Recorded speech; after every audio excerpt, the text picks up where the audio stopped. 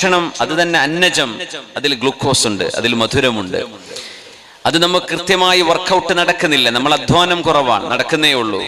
അതും എക്സസൈസ് പോലെയുള്ള ഒരു നടക്കുന്നുമില്ല. അതുകൊണ്ട് നമ്മുടെ കാലറീസ് ബേൺ ചെയ്യാൻ പ്രയാസമാകുന്നു. അത് ഫാറ്റായിട്ട് നമ്മുടെ ശരീരത്തിൽ അത് കുമിഞ്ഞുകൂടുന്നു, അത് ഹാർട്ട് അറ്റാക്കുകൾ വരുത്തുന്നു, നമ്മുടെ ബ്ലഡ് പ്രഷർ അതിൻ്റെ ബാലൻസ് തെറ്റിക്കുന്നു, നമുക്ക് ഷുഗർ ഉണ്ടാകുന്നു.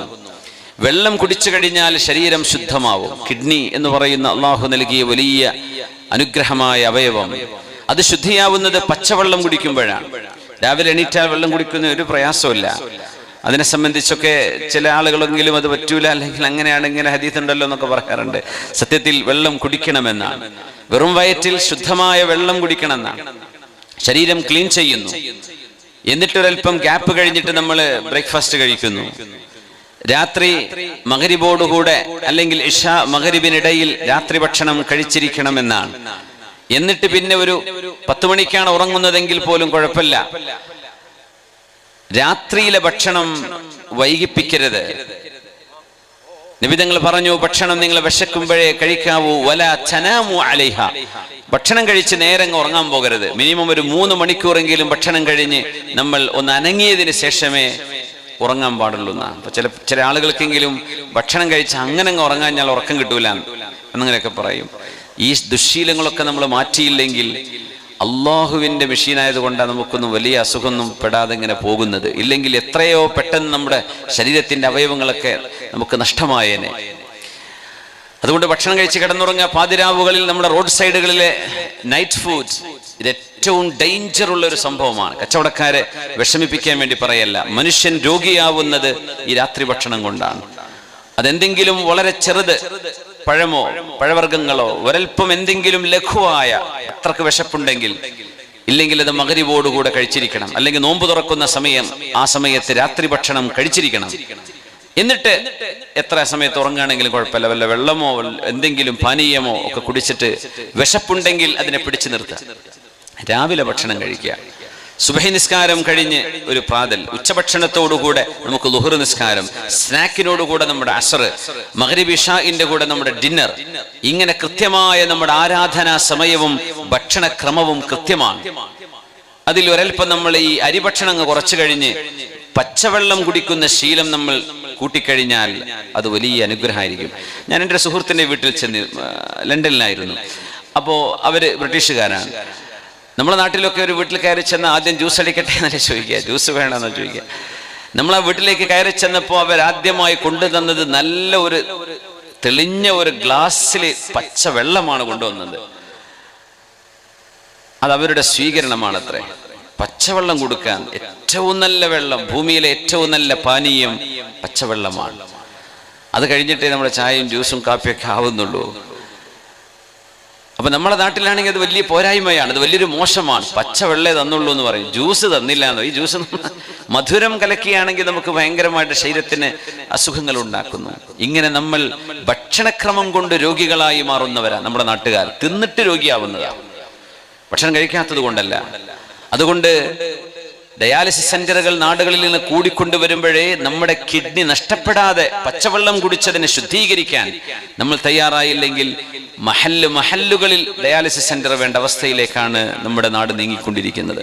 ഒരു പഞ്ചായത്തിലൊന്നും മതിയാവുന്നില്ല, അത്രയും ഗുരുതരമാണ്. നമ്മുടെ കൊച്ചുമക്കൾക്ക് പച്ചവെള്ളം കുടിക്കാൻ നമ്മൾ പഠിപ്പിക്കും, നമ്മളും കുടിക്കും. ഏതു നേരവും ചായ, പഞ്ചസാര കലക്കി കുടിക്കുന്ന ഈ ചായ ചായ ചായ എന്ന് പറഞ്ഞ പരിപാടി ഒന്ന് കുറച്ചിട്ട്, തീരെ കുടിക്കേണ്ടെന്നല്ല പറയുന്നത്, സാധാ വെള്ളം കുടിക്കാൻ പഠിക്കാം. നമ്മുടെ തൊണ്ടക്കും ശരീരത്തിനും വയറിനും ബ്ലഡിനും ഒക്കെ വേണ്ടത് സാധാ വെള്ളമാണ്. വജഅൽനാ മിനൽ മാഇ കുല്ല ശൈഇൻ ഹയ്യ് അഫലാ യുഅ്മിനൂൻ. ജീവിതത്തിന്റെ ഏറ്റവും അടിസ്ഥാനപരമായ അള്ളാഹു നിലനിർത്തുന്ന റബ്ബിന്റെ സംവിധാനം വെള്ളത്തിലൂടെയാണ്. ഞാനത് സൂചിപ്പിക്കുന്ന ഡയാലിസിസ് സെന്ററാണ് നമുക്കിവിടെ ഉണ്ടാക്കേണ്ടത്. രോഗികളായ ആളുകളെ ഇനി നമ്മളിത് പറഞ്ഞിട്ട് കാര്യമില്ല, ആ രോഗം ഇനി അവർക്ക് ചികിത്സയിലൂടെ മാറ്റാനേ കഴിയും. അതുകൊണ്ട് ഡയാലിസിസ് സെന്ററുകൾ നമ്മുടെ നാടുകളിൽ CH സെന്ററിന്റെ കീഴിലും നമ്മുടെ KMCCയുടെ, മുസ്ലിം ലീഗിന്റെ, നമ്മുടെ ചാരിറ്റി സംവിധാനങ്ങളുടെ, രാഷ്ട്രീയ സംഘടനകൾ ഓരോന്നിൻ്റെയും കീഴിലൊക്കെ നടന്നുകൊണ്ടിരിക്കുക. നമ്മളാണെങ്കിൽ ഈ വിഷയത്തിൽ വളരെ ഉത്സാഹത്തോടുകൂടെ മുന്നോട്ട് പോകുന്നുണ്ട്. സർവശക്തൻ രോഗികളെ സംരക്ഷിക്കാനും അവർക്ക് ചികിത്സ കൊടുക്കാനും ചെയ്യുന്ന ഈ സേവനങ്ങളൊക്കെ അല്ലാഹു റബ്ബുൽ ഇസ്സത്ത് സ്വീകരിക്കട്ടെ. അതിനുവേണ്ടി ചെയ്യുന്ന നമ്മുടെ ഓരോ നാണയത്തൊട്ടും ഒരു ജീവൻ നിലനിർത്തുന്നതിന് വേണ്ടിയാണ്. അതുകൊണ്ട് ഇൻഷാ അല്ലാഹ് അതിനൊക്കെ അള്ളാഹുവിന്റെ സഹായമുണ്ടാകും. ഇവിടെ മഹാനായ സയ്യിദ് സ്വാദിഖ് അലി ശിഹാബ് തങ്ങളും മുനവർ അലി ശിഹാബ് തങ്ങളും ഒക്കെ വന്ന് ഈ സംരംഭം ഇവിടെ ഉദ്ഘാടനം ചെയ്യാൻ ഇരിക്കുകയാണ്. ഇൻഷാ അല്ലാഹ് വളരെ വൈകാതെ തന്നെ നമുക്ക് ലഭ്യമായ ഈ 10 സെന്റ് സ്ഥലത്തിൽ അവിടെ നല്ലൊരു ഡയാലിസിസ് സെന്റർ നമ്മുടെ നാടിന്, നമ്മുടെ രോഗികൾക്ക് ആശ്വാസമായിട്ട് നമ്മൾ പടുത്തുയർത്തുകയാണ്. അതുകൊണ്ട് എല്ലാവരുടെയും സഹകരണം ഉണ്ടാവണം. ഇവിടെ തേൻകുപ്പി കൊണ്ടുവന്നിട്ടുണ്ട്. ഇൻഷാ അല്ലാഹ് എല്ലാവരും കഴിയുന്നവരൊക്കെ നല്ലൊരു സംഖ്യ അതോടൊപ്പം നിയ്യത്ത് ചെയ്ത് അത് നിങ്ങൾ സ്വീകരിക്കണമെന്ന് സന്ദർഭികമായി ഉണർത്തുകയാണ്. അല്ലാഹു റബ്ബുൽ ഇസ്സത്ത് പടച്ച തമ്പുരാനെ ഓർക്കുകയും അള്ളാഹുവിനെ അനുസരിച്ച് ജീവിക്കുകയും ചെയ്യുന്ന സൗഭാഗ്യവാന്മാരിൽ അള്ളാഹു നമ്മെ ഉൾപ്പെടുത്തി തരട്ടെ. ഇങ്ങനെയൊക്കെ നമുക്ക് ആരോഗ്യം നിലനിർത്തിയാലും അവസാനം ഈ ആരോഗ്യം കൊണ്ട് നമ്മൾ എന്താണ് ചെയ്യേണ്ടത് എന്ന് വിവരിക്കുകയാണ് വിശുദ്ധ ഖുർആൻ. രാഷ്ട്രീയ സംഘടനകളും ഗവൺമെന്റുകളും മനുഷ്യന് നൽകുന്നത് കുടിക്കാനും കഴിക്കാനും ഉടുക്കാനും അന്തി ഉറങ്ങാനുമുള്ള സംവിധാനങ്ങളാണ്. ഇതാണ് ഗവൺമെന്റുകൾ ചെയ്യുക. വീടുണ്ടോ, കിണറുണ്ടോ, വെള്ളമുണ്ടോ, ഭക്ഷണം കിട്ടുന്നുണ്ടോ, ഉടുക്കാൻ വസ്ത്രമുണ്ടോ, ഇത്രയും കാര്യങ്ങളെ ഒരു ഗവൺമെന്റിന് ചെയ്യാൻ കഴിയും. ജനങ്ങൾക്ക് സേവനമായിട്ടും അത്രേ. ഏത് രാഷ്ട്രീയ പാർട്ടികളാവട്ടെ, ഏത് സംഘടനകളാകട്ടെ, എന്തെല്ലാം ചാരിറ്റി സംവിധാനങ്ങൾ എന്നൊക്കെ പറഞ്ഞാലും തിന്നുക, ഉടുക്കുക, അവർക്ക് ഉറങ്ങുക, ഇത്രയും കാര്യങ്ങൾ അവർക്ക് ചെയ്യാൻ കഴിയും. പക്ഷേ ഒരാൾക്ക് ഉടുക്കാനും തിന്നാനും കുടിക്കാനും അന്തി ഉറങ്ങാനും ഒരു സ്ഥലം ആയിക്കഴിഞ്ഞാൽ ഈ മനുഷ്യൻ പിന്നെ എന്താണ് അനുവർത്തിക്കേണ്ടത്? ഇതൊക്കെ ആയിട്ട് ഇങ്ങനെ അവിടെ ഇങ്ങനെ ഇരുന്നാൽ മതിയോ? ടി വി നോക്കിയിട്ട് നമ്മൾ എന്ത് ചെയ്യണം എന്ന് ജീവിതത്തിന്റെ മാർഗരേഖ കാണിച്ചു തരുന്നത് വിശുദ്ധ ഇസ്ലാം, പുണ്യനബി സല്ലല്ലാഹു അലൈഹി വസല്ലം. ഇത് തമ്പുരാനെ അള്ളാഹുവിനെ അനുസരിക്കേണ്ട ബാധ്യത നമുക്കുണ്ട്. വിശുദ്ധ ഖുർആൻ ലോകാത്ഭുതങ്ങളിൽ അത്ഭുതമായി ഇപ്പോഴും നിലനിൽക്കുകയാണ്. ഇതൊരു മനുഷ്യന്റെ വചനമല്ല എന്നും ഒരു മനുഷ്യനും വിശുദ്ധ ഖുർആൻ എഴുതുക സാധ്യമല്ല എന്ന് 21-ാം നൂറ്റാണ്ടിലിരിക്കുന്ന നമുക്കൊക്കെ അറിയാം. ഖുർആനിന്റെ അത്ഭുതങ്ങൾ അനന്തമായി തുടരുകയാണ്. അത് പുണ്യനബി തങ്ങൾ എഴുതിയുണ്ടാക്കിയതായിരുന്നു എങ്കിൽ മഅദല്ലാഹ് ഇത്രയും കാലങ്ങളെ, നൂറ്റാണ്ടുകളെ അതിനതിജീവിക്കാൻ കഴിയില്ല, ഒരിക്കലും കഴിയില്ല. പക്ഷെ നബി തങ്ങൾ പറഞ്ഞു, ഇത് ഞാൻ ഉണ്ടാക്കിയതല്ല. ഖുർആന്റെ ഏറ്റവും വലിയ അത്ഭുതം അതാണ്. പലരും ഖുർആൻ നബി തങ്ങൾ ഉണ്ടാക്കിയതാണെന്ന് തങ്ങളുടെ മേൽ വെച്ച് കിട്ടുമ്പോഴും മുഹമ്മദ് നബി സല്ലല്ലാഹു അലൈഹി വസല്ലം തങ്ങൾ ഇത്രയും വരുന്ന ഒരു അത്ഭുതകരമായ ഒരു പീസ് ഓഫ് ലിറ്ററേച്ചർ, മനോഹരമായ അറബ് സാഹിത്യം, ഖുർആനിലെ പ്രഡിക്ഷൻസ് ആൻഡ് പ്രൊഫസീസ്, ഖുർആൻ മുന്നോട്ട് വെക്കുന്ന പ്രവചനങ്ങൾ, ഖുർആൻ മുന്നോട്ട് വെച്ച ഹിസ്റ്റോറിക്കൽ റിയാലിറ്റീസ്, ചരിത്രപരമായ യാഥാർത്ഥ്യങ്ങൾ, ഖുർആൻ അതിന്റെ മാസ്മരികതയും അമാനുഷികതയും കൊണ്ട് മനുഷ്യ മനസ്സുകളെ ഇളക്കി മറിച്ചപ്പോഴും പുണ്യനബിക്ക് പറയാമായിരുന്നു തങ്ങൾ ഒരു സത്യപ്രവാചകൻ അല്ലെങ്കിൽ ഇത് എന്റേതാണെന്ന് അവകാശവാദം പറയാൻ പറ്റുമായിരുന്നു. പക്ഷെ തങ്ങൾ അപ്പോഴും പറഞ്ഞത് ഇതെന്റേതല്ല. ഉമർ റളിയല്ലാഹു അൻഹു ത്വാഹ മാ അൻസൽനാ അലൈക്കൽ ഖുർആന ലിതശ്ഖാ, ശുദ്ധ ഖുർആൻ കേൾക്കുകയാണ്, ഓതുകയാണ്, മനസ്സിൽ മാറ്റങ്ങൾ ഉണ്ടാവുകയാണ്, ഇസ്ലാം സ്വീകരിക്കുകയാണ്. തുഫൈലുദ് ദൗസി റളിയല്ലാഹു അൻഹു തവാഫ് ചെയ്യാൻ വരുന്നു, വിശുദ്ധ ഖുർആൻ കേൾക്കാൻ ഇടയാവുന്നു, അദ്ദേഹം ഇസ്ലാം സ്വീകരിക്കുന്നു.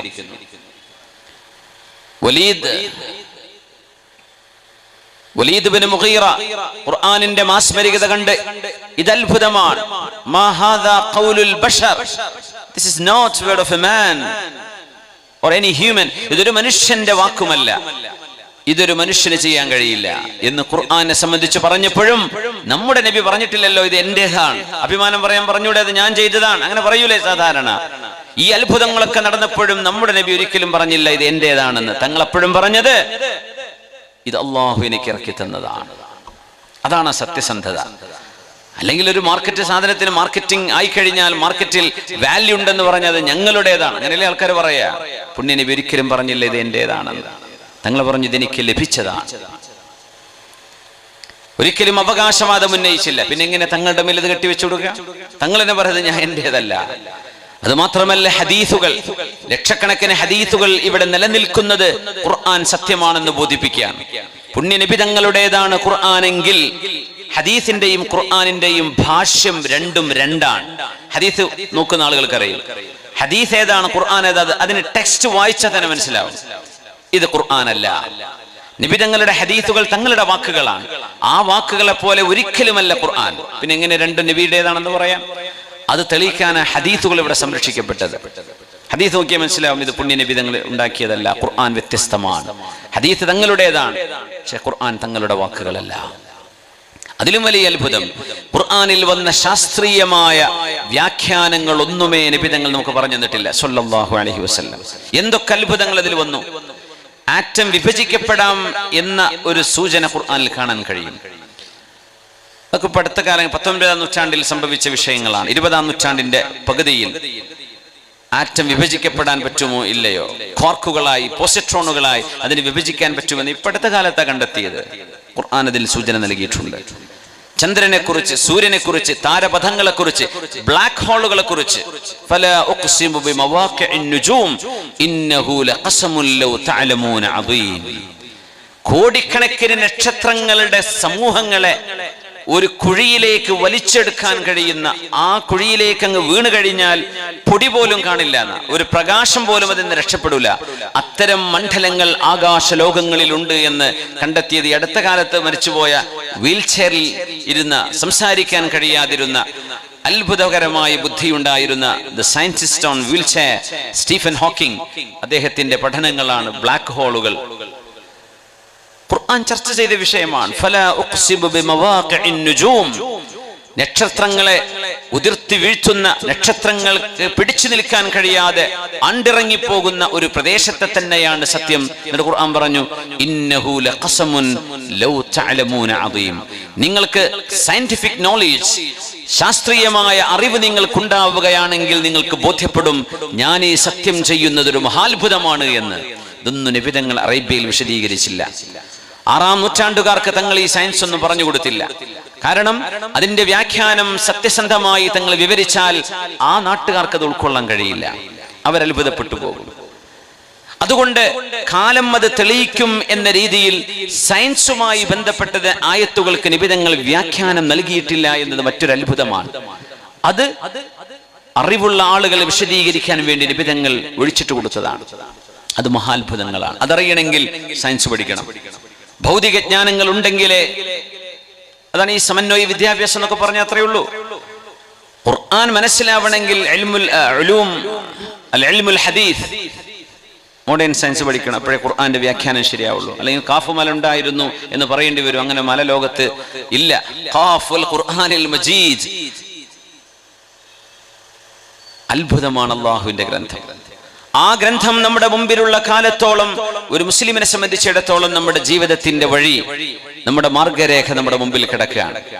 അതിൽ അല്ലാഹു റബ്ബിനെ പരിചയപ്പെടുത്തി തന്നു. അല്ലാഹുവിനെ പരിചയപ്പെടുത്തിയത് 99 നാമങ്ങളിലൂടെയാണ്. The 99 handsome names of Allah. മനോഹരമായ അല്ലാഹുവിന്റെ 99 പേരുകൾ. ഇന്ന ലില്ലാഹി 99 ഇസ്മൻ 100 ഇല്ലാ വാഹിദ മൻ അഹ്സാഹാ ദഖലൽ ജന്ന ശഫീഉനാ റസൂലുള്ളാഹി സ്വല്ലല്ലാഹു അലൈഹി വസല്ലം. അല്ലാഹുവിന് 99 പേരുകളുണ്ട്. 100 ഇല്ലാ വാഹിദ, 100 - 1, 100-ൽ നിന്ന് 1 കുറവ്, അങ്ങനെ തങ്ങൾ പറഞ്ഞത്. 100 ഇല്ലാ വാഹിദ മൻ അഹ്സാഹാ, മൻ ഹഫിളഹ എന്നല്ല, മൻ അഹ്സാഹ ദഖലൽ ജന്ന. ആരാണോ ആ പേരുകളുടെ അർത്ഥമനുസരിച്ച് ജീവിക്കുന്നത്, ആ പേരുകളുടെ ആശയങ്ങൾ ആരാണോ പഠിച്ചെടുക്കുന്നത്, മനഃപാഠമാക്കുന്നത്, അവർക്ക് സ്വർഗമുണ്ടെന്ന് പരിശുദ്ധ നബി സ്വല്ലല്ലാഹു. എന്നിട്ട് 99 ഇസ്മുകളും നബി തങ്ങൾ വിവരിച്ച ഹദീസ് ഇമാം തുർമുദി റഹ്മത്തുള്ളാഹി അലൈഹി സുനനിൽ വിവരിച്ചത് കാണാം, മറ്റു ഹദീസ് ഗ്രന്ഥങ്ങളിലും കാണാൻ കഴിയും. ആ നാമങ്ങളിലൂടെയാണ് അല്ലാഹുവിനെ നമ്മൾ മനസ്സിലാക്കുന്നത്. ഈ പ്രപഞ്ചത്തിന്റെ സൃഷ്ടാവ് ഒരിക്കലും പ്രപഞ്ചത്തിലല്ല, പ്രപഞ്ചത്തിന് പുറത്താണ്, പ്രപഞ്ചത്തിന് അതീതനാണ്. ഒരു സാധനം ഉണ്ടാക്കുന്ന ഒരാൾ, ഈ ഒരു ബിൽഡിംഗ് ഒരാൾ ഉണ്ടാക്കി കഴിഞ്ഞാൽ ആ മനുഷ്യൻ ഈ ബിൽഡിങ്ങിന്റെ ഭാഗമല്ല, ഒരു ബിൽഡിങ്ങിന്റെ പുറത്തുണ്ടാവുക. അദ്ദേഹം കൂടെ ചുമരിനുള്ളിൽ കയറി നിൽക്കുവോ? അദ്ദേഹം അടക്കമുള്ളതാണോ ബിൽഡിംഗ് ആവുക? അല്ലല്ലോ, അത് ഉണ്ടാക്കുന്ന ആൾ അതിന് പുറത്താണ്. സൃഷ്ടികൾക്ക് അതീതനാണ് അല്ലാഹു എന്ന് പറയുന്നത് കൊണ്ടാണ്. അല്ലാഹു റബ്ബുൽ ഇസ്സത്തിന്റെ ദാത്ത്, ലാ തഫക്കറു ഫീ ദാത്തില്ലാ തഫക്കറു ഫീ ഖൽഖില്ലാ.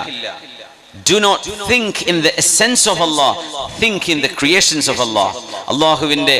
അള്ളാഹുവിന്റെ സൃഷ്ടിപ്പിനെ കുറിച്ച് അതാണ് നമ്മൾ ആലോചിക്കേണ്ടത്. അള്ളാഹു എന്താണ്? ഇത് ഖിയാമത്ത് നാളിൽ അള്ളാഹു വിവരിച്ചു നൽകാൻ പോകുന്ന ഒരു സിറാണ്, രഹസ്യമാണ്. എന്നാൽ റബ്ബ് റഹ്മാനാൻ, അർ-റഹീം, അൽ-മലിക്കുൽ ഖുദ്ദൂസുസ് സലാമുൽ മുഅ്മിൻ അൽ മുഹൈമിനുൽ അസീസുൽ ജബ്ബാറുൽ മുതകബ്ബിർ, അള്ളാഹുവിന്റെ ഇസ്മുകൾ ഇങ്ങനെ വിവരിച്ചാൽ റബ്ബ് തആല ആരെന്ന് മനസ്സിലാവും. അതിൽ അള്ളാഹു കാരുണ്യവാനാണ്, അതിൽ അള്ളാഹു അദാബ് ചെയ്യുന്നവനാണ്, ശിക്ഷിക്കുന്നവനാണ്. അള്ളാഹു സംരക്ഷണം നൽകുന്നവനാണ്. എന്നാൽ അള്ളാഹുവിന്റെ നിയമങ്ങളെ ലംഘിക്കുന്നവരെ, ധിക്കരിക്കുന്നവരെ അള്ളാഹു ശിക്ഷിക്കുന്നവനാണ്. അങ്ങനെ തന്നെയാണ് റബ്ബിന്റെ പരാമർശം. ഷദീദുൽ ഇഖാബാണ് അള്ളാഹു. അതുകൊണ്ട് അള്ളാഹുവിനോട് നരകമോചനം നമ്മൾ ചോദിക്കുകയാണ്. വല്ലദീന യഖൂലൂന റബ്ബന സ്രിഫ് അന്നാ അദാബ ജഹന്നം ഇന്ന അദാബഹാ കാന ഗറാമ ഇന്നഹാ സാഅത് മുസ്തഖറൻ വമുഖാമാ. വല്ലദീന യഖൂലൂൻ, ഇങ്ങനെ ദുആ ചെയ്യുന്നവരും അള്ളാഹുവിന്റെ ഇഷ്ടദാസന്മാരിൽ പെട്ടവരാണ്. എങ്ങനെയാ അത് വരക്കേണ്ടത്? റബ്ബന സ്രിഫ് അന്നാ അദാബ ജഹന്നം, അല്ലാഹുവേ നരകത്തിന്റെ ശിക്ഷ ഞങ്ങളിൽ നിന്ന് തിരിച്ചു കളയണമേ, നരകത്തിലേക്ക് വീഴാതെ രക്ഷപ്പെടുത്തേണമേ. ഇന്ന അദാബഹാ കാന ഗറാമാ, നരകത്തിന്റെ ശിക്ഷ അതിഭയാനകമാണല്ലോ റബ്ബേ. ഇന്നഹാ സാഅത് മുസ്തഖറൻ വമുഖാമാ, ഒരിക്കലും സഹിക്കാൻ പറ്റാത്ത, ഇരിക്കാനോ താമസിക്കാനോ പറ്റാത്ത എത്രയും മോശപ്പെട്ടതാണല്ലോ, ശിക്ഷയാണല്ലോ നരകം. അല്ലാഹുവേ നരകത്തിൽ നിന്ന് കാക്കേണമേ. അല്ലാഹുവിനെ പറ്റി ഭയപ്പെടണം. നമ്മൾ എപ്പോഴും അല്ലാഹുവിന്റെ റഹ്മത്തിനെ കുറിച്ചാ പറയാം, അല്ലാഹുവിന്റെ കരുണയെ കുറിച്ച് പറയും. പ്രതീക്ഷയും റജാവും നമുക്ക് കിട്ടും. എന്നാൽ അള്ളാഹുവിന്റെ അദാബിനെ കുറിച്ച് പേടിക്കുകയും ചെയ്യണമെന്നാണ്. അല്ലാഹു തആല നമ്മുടെ ഹൃദയങ്ങൾക്ക് അല്ലാഹുവിനെ മനസ്സിലാക്കാനുള്ള തൗഫീഖ് നൽകട്ടെ. ഖുർആൻ തന്നെ പറയുന്നു, വമാ ഖദറുല്ലാഹ ഹഖ്ഖ ഖദ്രിഹി വമാ ഖദറുല്ലാഹ ഹഖ്ഖ ഖദ്രിഹി, അല്ലാഹുവിനെ മനസ്സിലാക്കേണ്ട വിധത്തിൽ ജനങ്ങളാരും അല്ലാഹുവിനെ മനസ്സിലാക്കിയിട്ടില്ലല്ലോ.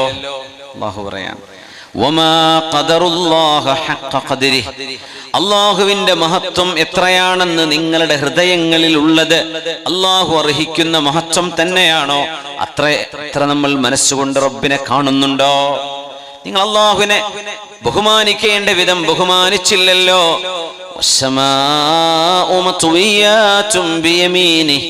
ആകാശലോകങ്ങളിൽ കിടക്കുന്ന താരസമൂഹങ്ങൾ, കോടാനു കോടി നക്ഷത്രങ്ങൾ. സൂര്യൻ എന്ന ഒരു നക്ഷത്രം തന്നെ ഭൂമിയുടെ ആയിരക്കണക്കിന് മടങ്ങ് വലുപ്പമുള്ള സാധനമാണ്. നമ്മുടെ ഈ ഭൂമിയുടെ, ഒരങ്ങാടല്ല, താമരശ്ശേരിയല്ല, കോഴിക്കോട് ജില്ലയല്ല, ഈ ഭൂമിയുടെ ആയിരക്കണക്കിന് ഭൂമികളെ ഉള്ളിലേക്ക് വെച്ചുകൊടുക്കാൻ പറ്റും. സൂര്യന്റെ ഉള്ളിലേക്ക് നമ്മളൊരു പാത്രത്തിന്റെ വട്ടത്തിലല്ലേ കാണുന്നുള്ളൂ സൂര്യനെ. നമ്മുടെ ഈ ഭൂമിയെക്കാളും ആയിരക്കണക്കിന് മടങ്ങ് വലുപ്പമുള്ള ഒരു സാധനം, അത് പ്രപഞ്ചത്തിലെ ഒരു നക്ഷത്രമാണ്. സൂര്യൻ ഒരു നക്ഷത്രമാണ് അല്ലെ. തൊട്ടടുത്ത് വരുന്നു പ്രോക്സിമ സെഞ്ചുറി.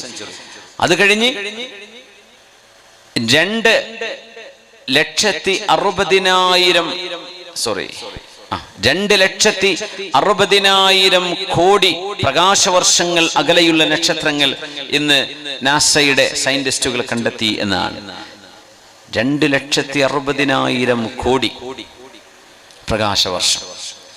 പ്രകാശവർഷം എന്ന് പറഞ്ഞാൽ ഒരു സെക്കൻഡിൽ പ്രകാശം 3 ലക്ഷം കിലോമീറ്റർ സഞ്ചരിക്കും. ഒറ്റ സെക്കൻഡിൽ, മിനിറ്റിലല്ല, മണിക്കൂറിലല്ല, ഒരു സെക്കൻഡിൽ 3 ലക്ഷം കിലോ. അതുകൊണ്ടാ വശംസി വദുഹാഹാ, സൂര്യന്റെ പ്രകാശത്തെ തന്നെയാണ് സത്യം, സൂര്യന്റെ പ്രഭയെ തന്നെയാണ് സത്യം. ഇത് വലിയ അത്ഭുതമുള്ള ഒരു സൃഷ്ടിയാണ്, അള്ളാഹുവിന്റെ സൃഷ്ടിയാണ് സൂര്യപ്രകാശം. നമ്മൾ വെയിലുണ്ട്, നല്ല ചൂടുണ്ട്, ഇന്ന് മഴ ഉണ്ടോ ഇല്ലേ, ഇങ്ങനെയൊക്കെ ചിന്തിക്കുള്ളൂ. സൂര്യപ്രകാശം സഞ്ചരിക്കുന്ന ദൂരം സെക്കൻഡിൽ 3 ലക്ഷം കിലോമീറ്ററാണ്. അങ്ങനെ 2,60,000 കോടി കൊല്ലം ഈ പ്രകാശം സഞ്ചരിച്ചാൽ എത്തുന്ന ദൂരമാണ് 2,60,000 കോടി പ്രകാശവർഷം എന്ന് പറയുന്നത്. അപ്പൊ എത്ര ഉണ്ടാവും? ഒരു മിനിറ്റിൽ തന്നെ എത്ര ഉണ്ടാവും? ഒരു സെക്കൻഡിൽ 3 ലക്ഷം, ഒരു മിനിറ്റിൽ എത്രയായി? ഒരു മണിക്കൂറിൽ എത്ര കിലോമീറ്റർ? എത്ര കോടി കോടി കോടി കിലോമീറ്ററായി? ഒരു ദിവസം എത്രയായി? ഒരാഴ്ചയിൽ എത്രയായി? അപ്പൊ 1 കോടിയല്ല, 2,60,000 കോടി കൊല്ലം ഈ പ്രകാശം ഇങ്ങനെ പോകാൻ തിരിഞ്ഞാൽ എത്ര ദൂരമെത്തുമോ ആ ദൂരത്ത് കിടക്കുന്ന ഒരു താരസമൂഹം. എന്നിട്ട് സയന്റിസ്റ്റുകൾ പറയാ, ആ പ്രകാശം നമ്മിലേക്ക് സൗണ്ട് ഒന്ന് ഉഷാറാക്കാണ്ടല്ല, ആ പ്രകാശം നമ്മിലേക്ക് എത്തിയപ്പോൾ 2,60,000 കോടി കൊല്ലം കഴിഞ്ഞു. ആ അത്രയും കൊല്ലങ്ങൾക്ക് മുമ്പ് പ്രകാശം അവിടെ നിന്ന് വിട്ടിട്ടുണ്ട്. പക്ഷെ നമ്മുടെ കണ്ണിലേക്ക് ഇത് എത്തുമ്പോഴേക്കും ഇത്രയും കാലഘട്ടം കഴിഞ്ഞിട്ടുണ്ടാവും. അപ്പോ ആ പുറപ്പെട്ട സ്ഥലത്താവണമെന്നില്ല, ആ താരസമൂഹം അവിടെ നിന്ന് മാറിയിട്ടുണ്ടാവും.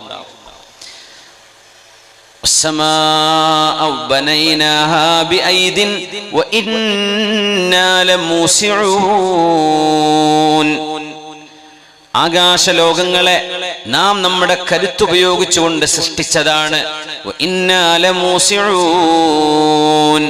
നാം അതിനെ വിശാലമാക്കിക്കൊണ്ടിരിക്കുകയാണ്. ആകാശലോകം വിശാലായിക്കൊണ്ടിരിക്കും. ഈ ആയത്തൊക്കെ സയൻസ് പറയാതെ നമുക്ക് പഠിക്കാതെ തഫ്സീർ ചെയ്യാൻ കഴിയില്ല. ദ എക്സ്പാൻഡിങ് യൂണിവേഴ്സ്, വികസിച്ചുകൊണ്ടിരിക്കുന്ന പ്രപഞ്ചം എന്നാണ് ഈ പ്രപഞ്ചത്തിന്റെ പേരെന്നെ.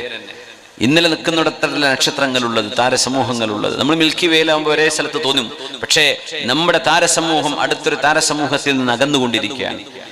അങ്ങനെ കടലുകളുടെ തീരങ്ങളിലൊക്കെ കിടക്കുന്ന മണൽത്തരികൾ ലോകത്ത്, നമ്മുടെ കാപ്പാട് ബീച്ചോ അല്ലെങ്കിൽ വടകര തലശ്ശേരി പെയ്യാമ്പലം ബീച്ചോ മാത്രമല്ല, ലോകത്തുള്ള കടൽക്കരകളിൽ കിടക്കുന്ന മണൽ ഗ്രൈൻസ് ഓഫ് സാൻഡ്, മണൽത്തരികളുടെ എണ്ണം എത്രയാണോ അത്രക്ക് നക്ഷത്രങ്ങൾ അള്ളാഹുവിന് പ്രപഞ്ചത്തിലുണ്ടെന്നാണ്. അപ്പൊ എന്തായിരിക്കും നമ്മൾ അവിടുന്ന് അതിനൊന്നും പട്ടയം ആധാരമൊന്നും ആരും വാങ്ങിയിട്ടില്ല.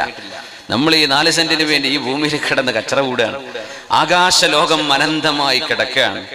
അതുകൊണ്ടാണ് ഖുർആൻ പറഞ്ഞത് സ്വർഗലോകം ആകാശലോകത്തോളം വിശാലമാണ്. എന്റെ നീളം പറഞ്ഞു കൊടുത്തിട്ടില്ല.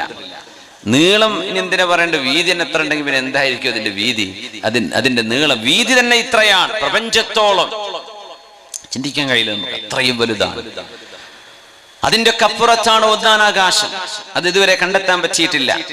100 കൊല്ലം കഴിഞ്ഞാൽ ചിലപ്പോൾ, അല്ലെങ്കിൽ അടുത്തൊരു 10 കൊല്ലത്തിനിടക്ക് 50 കൊല്ലത്തിനിടക്ക് സയൻസിന് കണ്ടെത്താൻ പറ്റിയേക്കും ഒന്നാനാകാശം. ഇതുവരെ കിട്ടിയിട്ടില്ല. ഒരു അറ്റം വേണ്ടേ? അകന്നുകൊണ്ടിരിക്കുക. ഈ 2,60,000 കോടി കൊല്ലം അപ്പുറത്തുള്ള നക്ഷത്രത്തെ കണ്ടു എന്ന് പറയും. അതിന്റെ അപ്പുറത്തൊന്നും ഇല്ലേ? അപ്പൊ സയന്റിസ്റ്റുകൾ പറയാൻ അതിനപ്പുറത്ത് കാണാൻ പറ്റുന്നില്ല. അത്ര വരെ നമുക്ക് കാണുന്നുണ്ട്, അതിനപ്പുറത്തേക്കുള്ളത് കാണാൻ പറ്റുന്നില്ല. അവസാനിച്ചോ? ഇല്ല, അതിനപ്പുറത്തേക്കും ലോകമുണ്ട്, പ്രപഞ്ചമുണ്ട്. എത്രയാണ് അള്ളാഹുവിന്റെ ഈ പ്രപഞ്ചത്തിന്റെ വലുപ്പം! അതിൻ്റെ ഇടയ്ക്ക് ഈ ഭൂമി എന്നൊക്കെ പറഞ്ഞ ഒരു മണൽത്തരിന്റെ അത്രയല്ലേ കാണൂ. അതിൻ്റെ ഇടയ്ക്ക് തന്നെ അതിൽ തന്നെ 2/3 ഭാഗം വെള്ളമാണ്. അതിൽ തന്നെ കുറെ ഭാഗം കാടായിട്ട് പോയി. പിന്നെ മനുഷ്യന്മാർ താമസിക്കുന്ന സ്ഥലം വളരെ കുറച്ചാ. ആ ഒരു ഭൂമിക്ക് വേണ്ടിയാണ് നമ്മൾ ഉമ്മാനോട് തെറ്റണത്, വാപ്പാനോട് തെറ്റണത്, ആങ്ങളയോട് തെറ്റണത്, പെങ്ങളോട് പിണങ്ങണത്. ഈ ഒരു നിസ്സാര ഭൂമിക്ക് വേണ്ടി അള്ളാഹുവിന്റെ പ്രപഞ്ചത്തിൽ അള്ളാഹു വാരിക്കോരി വെച്ചിരിക്കുകയാണ്. പ്രപഞ്ച ലോകം വലുതാണ്. അത് കാണുമ്പോഴേ ഈ ഭൂമിയുടെ നിസ്സാരത നമുക്ക് മനസ്സിലാവുള്ളൂ. എന്തിനാ അത് പറയുന്നറിയോ? മനുഷ്യനെ അള്ളാഹുലേക്ക് അടുപ്പിക്കുന്നതാണ്. ഒന്ന് കണ്ണു തുറന്ന് മേലോട്ട് നോക്കിയാൽ ഈ പ്രപഞ്ചമൊക്കെ എങ്ങനെ ഉണ്ടായി? ആരിത് സൃഷ്ടിച്ചു?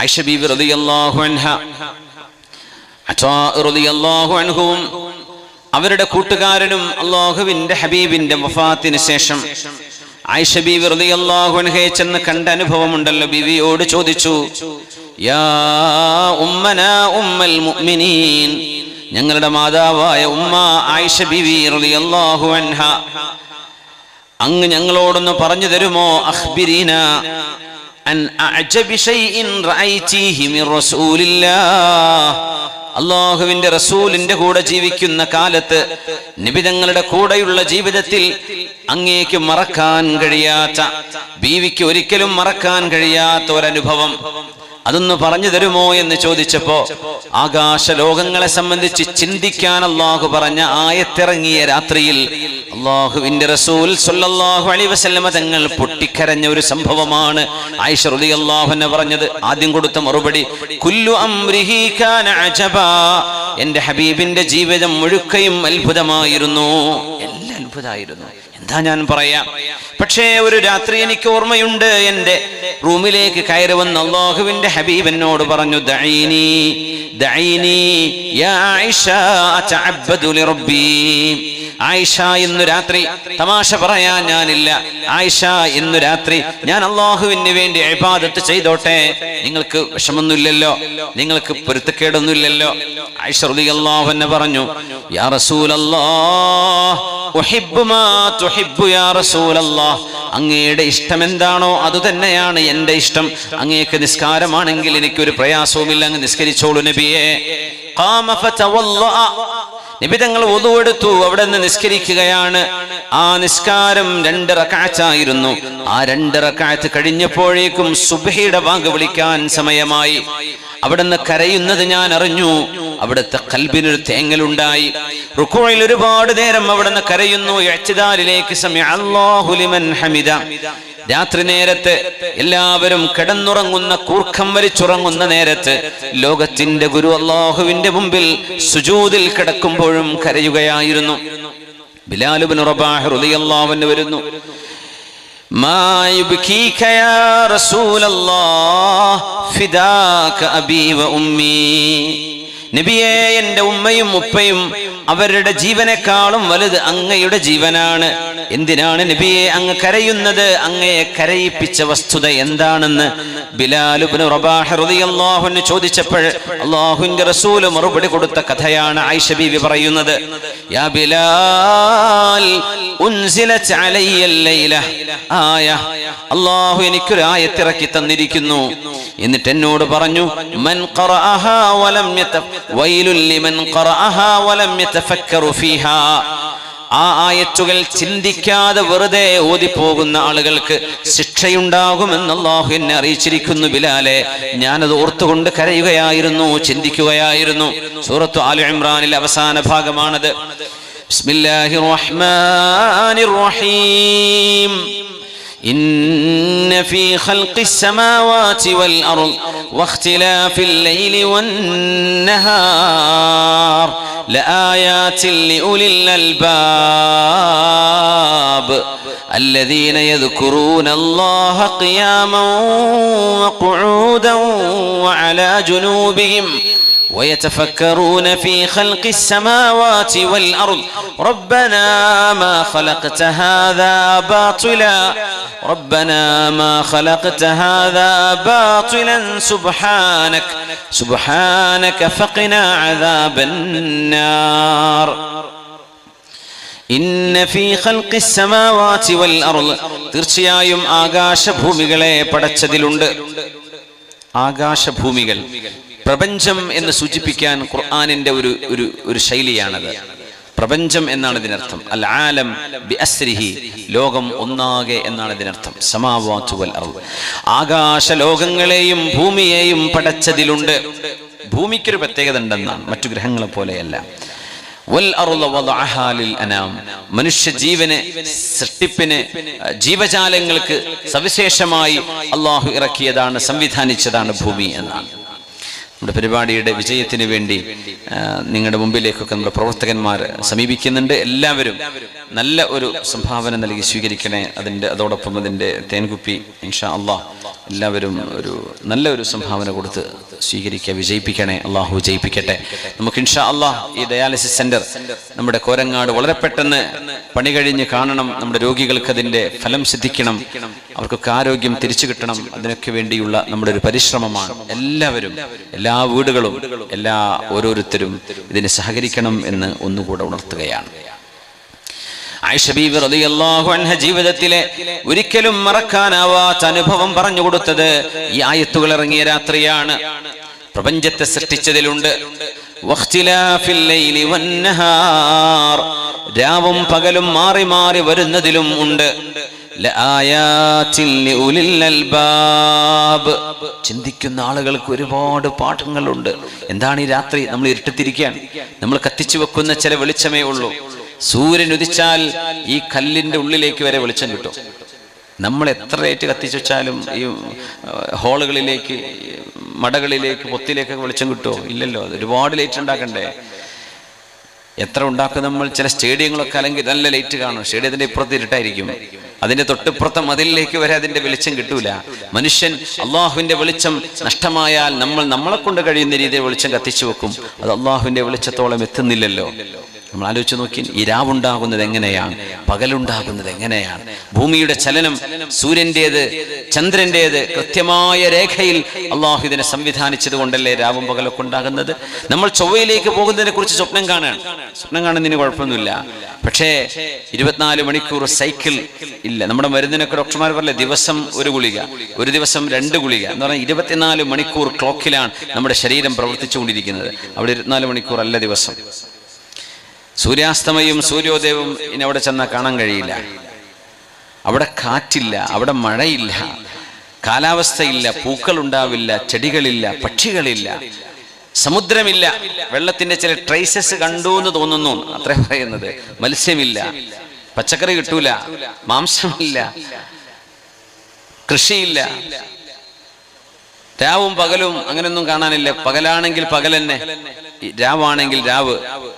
ഓക്സിജൻ ഉണ്ടോ? അതുമില്ല. ഓക്സിജന്റെ ബാഗ് ഇട്ട് പോകണം, അതിനെങ്ങാനും ഓട്ടായ കഴിഞ്ഞ അവിടെ മയ്യത്തായി വീടും ചെയ്യും. ഇങ്ങനത്തെ ഒരു ലോകത്തെക്കുറിച്ചാണ് നമ്മൾ വെറുതെ പറയുന്നത്. എത്രയോ കോടികൾ ചെലവഴിക്കുന്നത്. പഠനം നല്ലതാണ്, പക്ഷെ നമുക്ക് താമസിക്കാൻ അല്ലാഹു ഉണ്ടാക്കി വെച്ചത് ഭൂമിയാണ്. അതുകൊണ്ടാണ് വൽ അർള അല്ലാഹു വലഅൽ അർള ലിൽ അനാം എന്നല്ല പറഞ്ഞത്, വൽ അർള വലഅഹാ ലിൽ അനാം. the earth and he placed it for the living species. ജീവിക്കുന്ന ജീവനുള്ള വസ്തുക്കൾക്ക് വേണ്ടി ഭൂമിയെ ജീവികൾക്ക് വേണ്ടി അല്ലാഹു സൃഷ്ടിച്ചു. അങ്ങനെ പറഞ്ഞത്, ജീവികൾക്ക് വേണ്ടി ഭൂമിയെ സൃഷ്ടിച്ചു എന്നാ പറയേണ്ടത്. പക്ഷെ അല്ലാഹു ആദ്യം ഉപയോഗിച്ചത് വൽ അർള, ഭൂമിയെ പ്രത്യേകമായി എടുത്തു പറഞ്ഞു. ഭൂമി, അതിനെ നമ്മൾ വെച്ചത് ജീവനുള്ള സാധനങ്ങൾക്ക് ജീവിക്കാനുള്ള സ്ഥലമായിട്ടാണ്.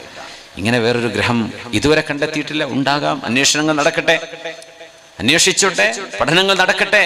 പക്ഷേ ഖുർആനിന്റെ ഭാഷയിൽ പ്രപഞ്ചത്തിന് ഒരു സെൻട്രാലിറ്റി ഉണ്ടാകും, ഒരു മധ്യം ഉണ്ടാകും. അതെവിടെയാണ് നമുക്കൊന്നും അറിയില്ല. താരസമൂഹങ്ങളെ വെച്ച് നോക്കുമ്പോൾ ഏത് താരസമൂഹമാണ് ഇതിന്റെ സെന്റർ, അതൊന്നും മനുഷ്യന് പറയാൻ കഴിയുന്നില്ല. പക്ഷെ ഖുർആനിന്റെയും ഹദീസിന്റെയും ഭാഷയിൽ ഭൂമിക്ക് ഒരു സെൻട്രാലിറ്റി ഉണ്ട്. ഭൂമിയെ ഒരു കേന്ദ്രമായിട്ടാണ് അല്ലാഹു അവന്റെ ഹബീബ് സല്ലല്ലാഹു അലൈഹി വസല്ലം ഹദീസിലൊക്കെ വിവരിക്കുന്നത്.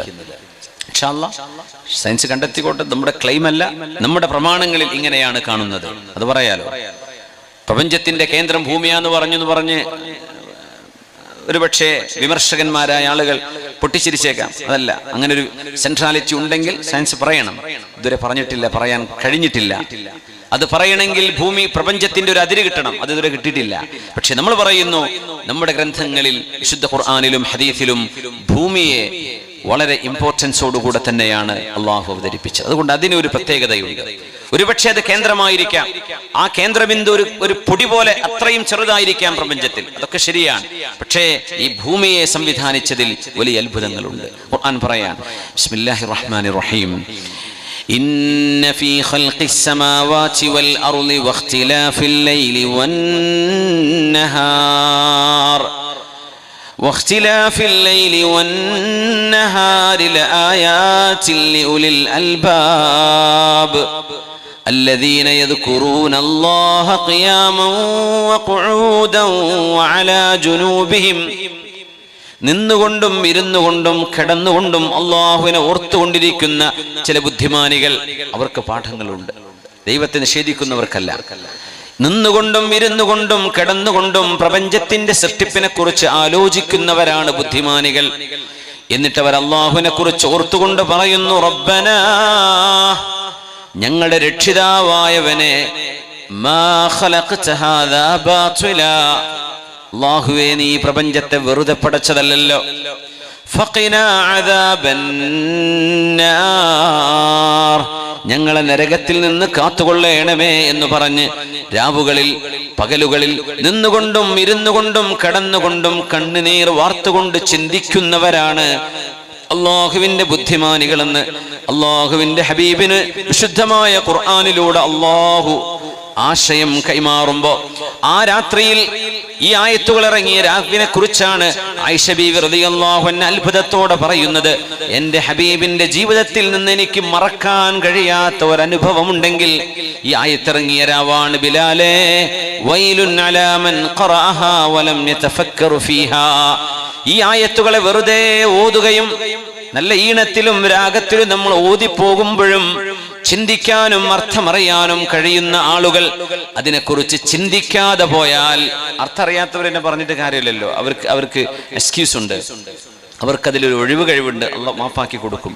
അർത്ഥമറിയുന്നവർ, ചിന്തിക്കാൻ കഴിയുന്നവർ, ഖുർആനിന്റെ ആശയങ്ങൾ അറിയുന്നവർ ഈ പ്രപഞ്ചത്തെക്കുറിച്ച് പഠിക്കാതെ പോയാൽ അവർക്ക് ശിക്ഷയുണ്ട് എന്ന് അല്ലാഹു എന്നോട് പറഞ്ഞതിൽ പിന്നെ ഈ രാവിൽ ഞാൻ പ്രപഞ്ച രഹസ്യങ്ങളെ ഓർത്ത് ചിന്തിക്കുകയായിരുന്നുവെന്ന് പരിശുദ്ധ റസൂൽ സ്വല്ലല്ലാഹു അലൈഹി വസല്ലം അവിടുന്ന് പറയുമായിരുന്നു, അല്ലാഹു ദഅവത്തിന്റെ ഉത്തരവാദിത്വം എന്റെ ചുമലുകളിൽ ഏൽപ്പിച്ചില്ലായിരുന്നുവെങ്കിൽ എന്റെ സമയത്തിന്റെ വലിയൊരു ഭാഗം ആകാശലോകത്തേക്ക് നോക്കിയിരിക്കാൻ ഞാൻ സമയം കണ്ടെത്തുമായിരുന്നുവെന്ന് ഹബീബ് പറയുന്നത് പ്രപഞ്ചത്തെക്കുറിച്ച് ആലോചിക്കാനും മനുഷ്യന്റെ ബുദ്ധി ഉപയോഗപ്പെടുത്താനും പ്രപഞ്ച സൃഷ്ടാവിന്റെ മഹിമയെ, അല്ലാഹുവിന്റെ അളമത്ത്, അല്ലാഹുവിന്റെ ജലാല്, അല്ലാഹുവിന്റെ മഹത്വം മനസ്സിലാക്കാൻ ഇതിനോളം വലിയൊരു പുസ്തകം വേറെയുണ്ടോ?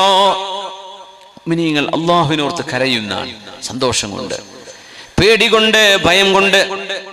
അതുകൊണ്ടാണ് മഹാന്മാർ പറയുന്നത്, ഈ പ്രപഞ്ചത്തിന്റെ സൃഷ്ടാവിന് മരിച്ചുപോയ കബന്ധങ്ങളെ, മരിച്ചുപോയ മയ്യിത്തുകളെ, ശവശരീരങ്ങളെ, ആ മയ്യിത്തുകളെല്ലാം മണ്ണായി മാറിക്കഴിഞ്ഞാൽ രണ്ടാമതൊരു പുനർജന്മം നൽകുന്നതിന് അല്ലാഹുവിന് എന്ത് തടസ്സമാണുള്ളത്? അഖൽഖുസ് സമാവാതി വൽ അർദ് അശദ്ദു മിൻ ഖൽഖിഹിൻ. പ്രപഞ്ചത്തിന്റെ സൃഷ്ടിപ്പാണോ മനുഷ്യന്റെ സൃഷ്ടിപ്പിനേക്കാൾ വലുത്? മനുഷ്യ സൃഷ്ടിപ്പ് എത്ര നിസ്സാരമാണ്. നക്ഷത്രങ്ങളുടെ വലുപ്പത്രയാണ്, ഈ കാണുന്ന ചെറുതല്ലല്ലോ. ഭൂമിയെക്കാളും എത്രയോ ഇരട്ടി വലുപ്പമുള്ള സാധനങ്ങൾ ആകാശത്ത് നമ്മൾ ചെറിയ സാധനമായി കാണുന്നത്. അത്ര ദൂരത്ത് അല്ലാഹു കൊണ്ടുപോയി വെച്ചു. എല്ലാ നക്ഷത്രങ്ങൾക്കും സൂര്യന്റെ വലുപ്പമാണെങ്കിൽ ആകാശത്തിന് വല്ല രസമുണ്ടാവുക കാണാൻ? സങ്കല്പിച്ചു നോക്കി. ഒക്കെ വലിയ പാത്രത്തിന്റെ വട്ടത്തിലുള്ള സാധനങ്ങളായിട്ടാണ് കാണുന്നത് നക്ഷത്രങ്ങളെങ്കിൽ ആകാശത്തിന് വല്ല ഭംഗിയും കാണുമോ? അതാ ചെറിയ മിന്നാമിനുങ്ങ്. ആ തീമ പിന്നെ റോൾസ് റോയ്സിന്റെ ഉള്ളിലൊക്കെ പിന്നെ അപ്ലൈ ചെയ്യുന്നത് വലിയ കാറുകളുടെ, എക്സ്പെൻസീവ് കാറുകളുടെ. ആകാശലോകത്തെ നൈറ്റ് ലൈഫ് എങ്ങനെയാണോ അതുപോലെ തോന്നത്തക്ക വിധം റൂഫുകളൊക്കെ നക്ഷത്രം മിന്നുന്ന പോലെ കണ്ടിട്ടില്ലേ? ചിലർക്ക് അങ്ങനെ ഓൾട്ടർ ചെയ്യാറുണ്ട് വണ്ടികളൊക്കെ. അള്ളാഹുവിന്റെ സൃഷ്ടിപ്പിന്റെ ഒരു ഭംഗിയാണത്. എത്ര ദൂരത്താണിത് നമ്മൾ ചിന്തിക്കാറുണ്ടോ? ഇതൊക്കെ നമുക്കാകെ തമ്മിൽ തല്ലാനും അങ്ങോട്ടും ഇങ്ങോട്ടും പഴിചാരാനും കുറ്റം പറയാനും ഇത്രയല്ലേ സമയമുള്ളൂ. നമ്മുടെ ചിന്തകൾ അള്ളാഹുവിന്റെ വഴിയിലേക്ക്, പടച്ചതമ്പുരാനെ കുറിച്ചുള്ള ആലോചനകളായി നമുക്ക് അള്ളാഹുവിനെ കുറിച്ച് ചിന്തിക്കാനുള്ള സമയവും സന്ദർഭവും കുറഞ്ഞുകൊണ്ടിരിക്കുകയാണല്ലേ? അങ്ങനെ ആവരുത്. ജീവിതത്തിൽ മടുപ്പ് വരാതിരിക്കണമെങ്കിൽ അള്ളാഹുവിനെ കുറിച്ചുള്ള ചിന്തകൾ വേണം. ജീവിതം ബോറടിക്കാതിരിക്കണമെങ്കിൽ ഖാലിഖായ അള്ളാഹുവിനെ കുറിച്ച് പഠിച്ചുകൊണ്ടിരിക്കണം, അസ്മാഉൽ ഹുസ്നയെ കുറിച്ച് പഠിച്ചുകൊണ്ടിരിക്കണം. അപ്പോഴേ ജീവിതം ബോറടിക്കാതിരിക്കും. അല്ലെങ്കിൽ 40-45 വയസ്സായ പിന്നെ ബോറാണ് ജീവിതം. അങ്ങനെ എന്താ ഈ കഴിഞ്ഞു, എന്താ ജീവിതമൊക്കെ അവസാനിച്ചു, ആരോഗ്യം തീർന്നു, കുട്ടികളും മക്കളൊക്കെ അവരെ കെട്ടിച്ചു, ഇനിയിപ്പം ഇങ്ങനെ പോകുന്നു, മരിക്കണ വരെ ഒരു നടത്തം. അങ്ങനെയല്ല, പഠിച്ചുകൊണ്ടിരിക്കുക. ഓരോ ദിവസവും പുതിയത് ഇങ്ങനെ പഠിച്ചുകൊണ്ടിരിക്കുക.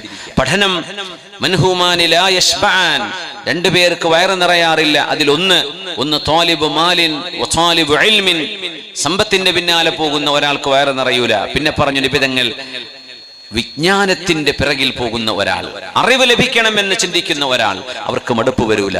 അല്ലാഹു സുബ്ഹാനഹു വ തആല അവനെ കുറിച്ചുള്ള അറിവ് നൽകി നമ്മുടെ ഹൃദയങ്ങൾക്ക് അല്ലാഹു വെളിച്ചവും പ്രഭയും ഈമാനിന്റെ കരുത്തും അല്ലാഹു നൽകട്ടെ എന്ന് പ്രാർത്ഥിക്കുകയാണ്. നമ്മുടെ മക്കളൊക്കെ പഠിക്കുന്ന പഠനം, അവരുടെ സ്കൂളുകൾ, അവരുടെ ഹയർ സെക്കൻഡറി സ്കൂളുകൾ, അവരുടെ കോളേജ്, അവരുടെ യൂണിവേഴ്സിറ്റികളൊക്കെ അവർ നടത്തുന്ന പഠനങ്ങൾ, ആ പഠനങ്ങളിലൊക്കെ ജീവിതത്തിന്റെ ലക്ഷ്യവും പ്രപഞ്ച സൃഷ്ടാവിന്റെ മഹത്വവും, അവര് ലാബിൽ ഒരു കെമിക്കൽ അനാലിസിസ് നടത്തിക്കൊണ്ടിരിക്കുമ്പോൾ ആ കെമിക്കൽ ഇങ്ങനെ ട്രാൻസ്ഫോം ആവാം, അതിന്റെ നാച്ചുറൽ ക്യാരക്ടറിസ്റ്റിക്സ്, അതിന് ചേഞ്ചസ് വരുന്നു, മറ്റൊന്നുമായി കൂടിച്ചേരുമ്പോൾ ഈ സംവിധാനങ്ങളൊക്കെ ആര് ചെയ്തു വെച്ചു? There should be a masterminds, an intelligent engineering, വളരെ അത്ഭുതകരമായ ഒരു എഞ്ചിനീയറിംഗ് ഇതിന്റെ പിന്നിൽ വേണമല്ലോ. ഇത് ആര് ചെയ്തു വെച്ചതാണ്? സൃഷ്ടാവായ അല്ലാഹു അല്ലാതെ. ഇത് ചിന്തിക്കുന്നിടത്താണ് നമ്മൾ വിജയിക്കുന്നത്. എല്ലാറ്റിലും അള്ളാഹുവിനെ കാണാൻ കഴിയണേ. അല്ലാഹു റബ്ബുൽ ഇസ്സത്ത്, അല്ലാഹു മഹോന്നതനാണ്. എന്നിട്ട് പറഞ്ഞു, ഇന്നമാ യഖ്ഷല്ലാഹ മിൻ ഇബാദിഹിൽ ഉലമാ, അറിവുള്ള ആളുകളാണ്, ജ്ഞാനമുള്ളവരാണ്, പണ്ഡിതന്മാരാണ് അള്ളാഹുവിനെ ശരിക്കും ഭയപ്പെടുന്നത്. ഇന്നമാ യഖ്ഷല്ലാഹ മിൻ ഇബാദിഹിൽ ഉലമാ. സൂറത്ത് ഫാത്തിർ. അറിവുള്ളവരാണ്, ജ്ഞാനമുള്ളവരാണ്, പണ്ഡിതന്മാരാണ്, പാണ്ഡിത്യമുള്ളവരാണ്, സയൻസ് പഠിച്ചവര്, ഖുർആൻ പഠിച്ചവര്, ദീൻ പഠിച്ചവര്, പ്രപഞ്ചത്തിന്റെ രഹസ്യങ്ങളെ കുറിച്ച് അറിയുന്നവർ, അള്ളാഹുവിനെ കുറിച്ച് മനസ്സിലാക്കിയവർ, റബ്ബിന്റെ സിഫാത്തുകളെ കുറിച്ച് പഠിച്ചവർ, അവർക്കാണ് അള്ളാഹുവിനെ ഏറ്റവും കൂടുതൽ ഭയപ്പെടാൻ കഴിയുന്നത്. ഭയപ്പെടുക എന്നത് അതൊരു ന്യൂനതയല്ല, അതൊരു നന്മയാണ്. ആ നന്മ നമ്മുടെ പരലോക വിജയത്തിന്റെ നിദാനമാണ്, അള്ളാഹുവിനെ കുറിച്ചുള്ള ഭയപ്പാട്. തങ്ങൾ പറയുമായിരുന്നു, അന അഅലമുകും ബില്ലാഹി വഅശദ്ദുകും ലഹു ഖശിയ. നിങ്ങളുടെ കൂട്ടത്തിൽ അള്ളാഹുവിനെ കുറിച്ച് ഏറ്റവും അറിയുന്നത് ഞാനാണ്. തങ്ങൾ പറയാ സല്ലല്ലാഹു അലൈഹി വസല്ലം, അന അഅലമുകും ബില്ലാഹി വഅശദ്ദുകും ലഹു ഖശിയ. അള്ളാഹുവിനെ ഏറ്റവും ഭയപ്പെടുന്നതും ഞാൻ തന്നെയാണ്. 63 വയസ്സെന്ന് പറയുമ്പോൾ അള്ളാഹുവിന്റെ റസൂലിന് കാര്യമായ സുഖങ്ങളൊന്നും ഉണ്ടായിരുന്നില്ലല്ലോ. അവര് ലോകത്തോട് വിട പറയുമ്പോ കുടവയറ് നബി തങ്ങൾക്കുണ്ടായിരുന്നില്ല, ശരീരത്തിന് കാര്യമായ ഒരു അസുഖവും ഉണ്ടായിരുന്നില്ല. ഏതാനും 10-20 രോമങ്ങളെ അവിടുത്തെ താടിയിലും തലയിലുമായി നബി തങ്ങൾക്ക് നരബാധിച്ചിരുന്നുള്ളൂ. എന്നിട്ടും അള്ളാഹുവിന്റെ ഹബീബിന്റെ കാലിൽ നീര് വന്ന് വീർത്തിരുന്നു എന്ന് അവിടുത്തെ കാലുകളിൽ നീര് വന്നിരുന്നു. രാത്രികാലങ്ങളിൽ ദീർഘനേരം നിന്ന് നിസ്കരിച്ചതിന്റെ പേരിൽ ആയിഷ ബീവി റളിയല്ലാഹു അൻഹ എന്ന ചെറുപ്പക്കാരിയായ ഹബീബിന്റെ ഭാര്യ ഹബീബിനോട് ചോദിച്ചിട്ടുണ്ട്, ലിമ തഫഅലു ഹകദാ വഖദ് ഗഫറല്ലാഹു ലക മാ തഖദ്ദമ മിൻ ദംബിക വമാ തഅഖർ. നബിയേ, അങ്ങ് പാപമോചിതരല്ലയോ? പാപങ്ങൾക്കിടയിൽ അല്ലാഹു മറയിട്ടിട്ടില്ലേ? അങ്ങ് മഅസൂമല്ലയോ നബിയേ? പാപങ്ങളില്ലാത്ത അങ്ങ് ഇത്ര നേരം കാലിൽ നീര് വന്ന് നിൽക്കാൻ മാത്രം ഇത്രയും കഷ്ടപ്പെടേണ്ടതുണ്ടോ നബിയേ എന്ന് ആയിഷ റളിയല്ലാഹു അൻഹ ചോദിക്കുമ്പോഴേ നോക്കണേ, ഒറ്റക്കുള്ള നിസ്കാരമാണ്, ദീർഘമായ നിസ്കാരം. തറാവിഹൊക്കെ നമ്മുടെ നാട്ടിൽ അരമണിക്കൂർ 3/4 മണിക്കൂറിൽ ഏറെക്കൊരു ഇമാമ് നിന്നാൽ ആ ഇമാമിനെ പിറ്റത്തെ കൊല്ലം നിർത്തൂല, ഉറപ്പാണ്. അപ്പൊ തന്നെ പിരിച്ചുവിടും. പെരുന്നാൾ കഴിഞ്ഞാൽ ഇയാൾ കുറച്ച് ഓവറാണെന്ന് പറയും അല്ലേ? സുബ്ഹാനല്ലാഹ്. നമ്മളത് ആനന്ദിക്കാത്തത് കൊണ്ടാണ്. കളി ഇങ്ങനെ കണ്ടിരിക്കില്ല, നിന്നിട്ടൊക്കെ ഇങ്ങനെ കളി കാണില്ലേ ആൾക്കാർ. ഇനി ഫൈനലൊക്കെ വന്നാൽ എന്തായിരിക്കും മാമാങ്ക്, അല്ലാഹു ആലം. കാലിൽ വേദന അറിയില്ല, വിശപ്പ് അറിയില്ല, വെള്ളം വേണ്ട, വെളിച്ചം വേണ്ട, ഭക്ഷണവും വേണ്ട, ഉറക്കില്ല. ആവേശത്തോട് ആവേശം. ഈ ആവേശം അള്ളാഹുവിനോടും അവന്റെ റസൂലിനോടും ദീനിനോടും ആണെങ്കിൽ ദീനിന്റെ ഒരു മധുരമുണ്ട് മുഅ്മിനെ, അതറിഞ്ഞാൽ നിങ്ങൾ വിടൂല. വല്ലാഹി ലൗ അലിമൽ മുലൂകു വഅബ്നാഉൽ മുലൂകി മാ നഹ്നു ഫീഹി ലജാലദൂനാ അലൈഹി ബിസ്സുയൂഫ്. ഇബ്രാഹിം അദ്ദേഹം തങ്ങൾ പറയാം, നമ്മൾ അനുഭവിക്കുന്ന ആനന്ദം എത്രയാണെന്ന് ഫഖീറായി ജീവിച്ച അള്ളാഹുവിന്റെ റബ്ബാനിയായ ആലിമാൻ സാഹിദാൻ ഇബ്രാഹിം അദ്ദേഹം തങ്ങൾ, നമ്മൾ അനുഭവിക്കുന്ന ആനന്ദം രാജാക്കന്മാരോ രാജകുമാരന്മാരോ അറിഞ്ഞിരുന്നുവെങ്കിൽ നമ്മളിൽ നിന്ന് ആ സന്തോഷം പിടിച്ചു വാങ്ങാൻ വേണ്ടി അവർ വാളെടുത്ത് യുദ്ധം ചെയ്യാൻ വന്നേനെ എന്ന് മഹാനവറുകൾ പറയുമ്പോൾ പീഡിക തിണ്ണയിലാണ് അവർ കിടന്നുറങ്ങിയത്. പക്ഷേ അള്ളാഹുവിന്റെ ചിന്തയിൽ ജീവിക്കുന്ന ഒരു കാലം, അതിന് കിട്ടുന്ന ഒരു ആനന്ദം, പേടിയില്ല, ഭയമില്ല, നിർഭയത്വമാണ്. അള്ളാഹുവിനെ കുറിച്ചുള്ള പേടി മാത്രമേ ഉള്ളൂ, ബാക്കിയൊന്നും ഭയമില്ല. ലജാലദൂനാ അലൈഹി ബിസ്സുയൂഫ്. ആയിഷ ബീവി റളിയല്ലാഹു അൻഹ അതുകൊണ്ടാണ് ഹബീബിനോട് ചോദിച്ചത്, ഇത്ര നേരം കാലിൽ നീര് വന്ന് വീർക്കാൻ മാത്രം നബിയെ ഇത് ചെയ്യേണ്ടതുണ്ടോ? അതിന് അല്ലാഹുവിന്റെ റസൂൽ കൊടുത്ത മറുപടി എന്താണ്? വല്ലാത്തൊരു ചോദ്യമാണിത്. ഇത്ര വേണോ നബിയെ? യാ ആയിഷ അവലാ ഉഹിബ്ബു അൻ അകൂന അബ്ദൻ ശകൂറാ. നന്ദിയുള്ള ഒരു അടിമയാവണ്ടയോ ആയിഷ ഞാൻ? അല്ലാഹുവിന് നന്ദി ചെയ്യേണ്ടയോ? ശിബ്ത യാ റസൂലല്ലാഹി ഖബ്ലൽ മശീബ്. സിദ്ദീഖ് റളിയല്ലാഹു അൻഹു ചോദിച്ചു, നബിയെ, നരബാധിക്കുന്ന ഒരു പ്രായമാകുന്നതിന് മുമ്പ്, അന്നൊക്കെ 60 കഴിഞ്ഞ് 70ഓളം ആകണം നരബാധിക്കാൻ. അങ്ങനെയാണ് ശിബ്ത ഖബ്ലൽ മശീബ് യാ റസൂലല്ലാഹ് എന്ന് സിദ്ദീഖ് റളിയല്ലാഹു അൻഹു ഹബീബിനെ നോക്കി പറഞ്ഞപ്പോഴാണ് ശയ്യബതിനി ഹൂദുൻ വഖവാതുഹാ. സൂറത്തു ഹൂദും സൂറത്തുൽ വാഖിഅയും സൂറത്തുൽ മുർസലാത്തുൻ വഅമ്മ യതസാഅലൂൻ ഇദശംസു കുവ്വിറത് സൂറത്തു ശംസ്. ഈ സൂറകളുടെ ആശയം കൊണ്ടാണ് എനിക്ക് നരബാധിച്ചത് സിദ്ദീഖേ. ഇത് പരലോകം പഠിപ്പിക്കുന്ന ആയത്തുകളാണ്, ലോകത്തിന്റെ അന്ത്യത്തെ സംബന്ധിച്ച് പറയുന്ന വിവരണങ്ങളാണ്, ഖിയാമത്തിന്റെ സംഭവങ്ങളല്ലേ ആ പറയുന്നത്. ഞാനത് ഓർത്തുകൊണ്ട് ചിന്തിച്ചുകൊണ്ട് പേടി വന്നതിന്റെ പേരിൽ എനിക്ക് ഭയപ്പാട് കൊണ്ട് നരബാധിച്ചതാണെന്ന് മഹാനായ അഷ്റഫുൽ ഖൽഖ് റസൂലുള്ളാഹി സ്വല്ലല്ലാഹു അലൈഹി വസല്ലം മദീനയിൽ ഒരു സ്വഹാബിയെ മറവ് ചെയ്തുകൊണ്ടിരിക്കുമ്പോൾ സ്വഹാബിമാർ ഒരുപാട് ആളുകൾ അവിടെ കൂടി നിൽക്കുന്നുണ്ട്. എന്തിനാണ് ഇവരൊക്കെ ഇവിടെ വന്ന് നിൽക്കുന്നത് എന്ന് ചോദിച്ചപ്പോ അവർ പറഞ്ഞു, നബിയേ ഇജ്തമഉ അലാ ഖബ്രി യഹ്ഫിറൂന, ഒരു ഖബർ കുഴിക്കുകയാണ്, ഒരാൾ മരണപ്പെട്ടതാണ് നബിയേ. ഫൻതലഖ റസൂലുള്ളാഹി സ്വല്ലല്ലാഹു അലൈഹി വസല്ലം വബദറ മിൻ ബൈനി ഇഖ്വാനിഹി, ഹബീബിന്റെ സ്വഹാബികൾക്കിടയിൽ നിന്ന് ആ ഖബറിന്റെ അരികത്തേക്ക് നബി തങ്ങൾ ഓടിച്ചെല്ലുന്നു.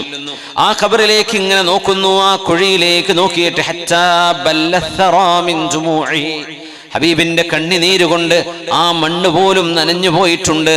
എന്നിട്ട് പറഞ്ഞു, ഐ ഇഖ്വാനി ലിമിസ്ലി ഹാദൽ യൗമി ഫഅജ്ജു, എന്റെ സഹോദരങ്ങളെ, ഈ ഒരു ദിവസത്തിന് വേണ്ടിയാണ് നിങ്ങൾ ഒരുങ്ങേണ്ടത്, ഈ വീട്ടിലേക്ക് കയറിക്കൂടാനാണ് നിങ്ങൾ ഒരുങ്ങേണ്ടത്. ദുനിയാവിലെ ഭൂമിയിലെ വീടുകൂടലിന് എത്രയാണ് നമ്മൾ ഒരുക്കങ്ങൾ ചെയ്തുകൊണ്ടിരിക്കുന്നത്. ആ ഒരുക്കങ്ങളെക്കാളൊക്കെ നമ്മൾ ഒരുങ്ങേണ്ടത് സുനിശ്ചിതമായ ഖബർ എന്ന വീട്ടിലേക്ക് ഇറങ്ങുമ്പോൾ, ആ വീട്ടിലേക്ക് കയറി ചെല്ലുമ്പോൾ നമ്മുടെ കൈകളിൽ എന്താണുള്ളത്? അല്ലാഹുവിനുള്ള കുറച്ച് കടങ്ങളല്ലാതെ പടച്ചതമ്പുരാന് സമ്മാനമായി കാഴ്ചവെക്കാൻ എന്തെങ്കിലും തുഹ്ഫകൾ, സമ്മാനങ്ങൾ നമ്മുടെ കൈകളിൽ ഉണ്ടോ? യാ ഇഖ്വാനി, ഐ ഇഖ്വാനി, എന്റെ സഹോദരങ്ങളെ, ലിമിസ്ലി ഹാദൽ യൗമി ഫഅജ്ജു, ഈ ഒരു വീട്ടിലേക്ക് കയറി ചെല്ലുന്ന ദിവസത്തിന് വേണ്ടി നിങ്ങൾ ഒരുങ്ങിയിട്ടുണ്ടോ? ചിരികൾ അവസാനിക്കും, സന്തോഷങ്ങളെല്ലാം പൊലിയും, വീട്ടുകാർ കണ്ണുനീർ വാർക്കും നിങ്ങളെ ഓർത്ത്. 2-3 ദിവസങ്ങൾ കഴിഞ്ഞാൽ അവർ മെല്ലെ മെല്ലെ മറന്നു തുടങ്ങും. ഒരു 40 കഴിഞ്ഞാൽ, ഒരു മാസം കഴിഞ്ഞാൽ, 6 മാസം കഴിഞ്ഞാൽ, ഒരു കൊല്ലം കഴിഞ്ഞാൽ നിങ്ങളെ ഒന്ന് ചെറുതായി ഒന്ന് പൊടി തട്ടിയെടുത്തേക്കും. പിന്നീട് ഒരു വർഷം കൂടെ കഴിയുമ്പോഴേക്കും നിങ്ങൾ മറഞ്ഞിരിക്കും. അങ്ങനെയാണ് നമ്മളൊക്കെ. നമ്മുടെ ഉപ്പയെ ഓർക്കും, ഉപ്പാന്റെ ഉപ്പയെ ഓർക്കും, അതിനപ്പുറത്തുള്ള വാപ്പാനെ ഓർമ്മ ഉണ്ടോ? അവരുടെ പേര് പോലും അറിയുണ്ടാവില്ല ചിലപ്പോ. നേരെ വാപ്പ, വല്ലിപ്പ. നമ്മൾ എന്തൊക്കെ ചെയ്തു പോയാലും നമ്മുടെ മക്കളെ നമ്മളെ ഓർക്കാം, നമ്മുടെ ഉപ്പയെ ഓർക്കാം, അതിനപ്പുറത്തേക്ക് അവർക്ക് ഓർമ്മ പോലും വരില്ല. ഓർക്കാനുള്ളത് നിങ്ങൾക്ക് നിങ്ങളല്ലാതെ, നിങ്ങളുടെ കർമ്മങ്ങളല്ലാതെ, അമലുകളല്ലാതെ മറ്റൊന്നും കൈകളിലില്ലാതെ കിടക്കുന്ന ഒരു നേരത്തേക്ക് ലിമിസ്ലി ഹാദൽ യൗമി ഫഅജ്ജു. അതുകൊണ്ട് നിസ്കാരങ്ങളിലേക്ക് നബി തങ്ങൾ പ്രവേശിക്കുമ്പോ നമ്മുടെ നിസ്കാരങ്ങളെ പോലെയല്ല ഹബീബ് തങ്ങൾ. കാന ഇദാ ഖാമ ഇലസ്സലാ, നിസ്കരിക്കാൻ വേണ്ടി എഴുന്നേൽക്കുമ്പോൾ യുസ്മഉ ലിസൗതി സുദ്രിഹി അസീസുൻ കഅസീസിൽ മിർജൽ, ഒരു തളികയിൽ വെള്ളം വെച്ച് തിളപ്പിച്ചു കഴിയുമ്പോ വെള്ളം തിളക്കുന്ന ഒരു ശബ്ദം പോലത്തെ ശബ്ദം, ഹബീബിന്റെ നെഞ്ചിൽ നിന്ന് ഉരുകുന്ന വേദനയുടെ, ഹബീബിന്റെ ഭയപ്പാടിന്റെ ശബ്ദം, അവിടുത്തെ ഖൽബിൽ നിന്ന് ഒരു തരത്തിൽ തിളച്ചു മറിയുന്ന പോലെയുള്ള ശബ്ദം അവിടുത്തെ ശരീരത്തിൽ നിന്ന് കേൾക്കാമായിരുന്നുവെന്ന് മഹാന്മാരായ സ്വഹാബിമാർ ഭയപ്പാടോടുകൂടിയാണ് അവർ നിന്നിരുന്നത്.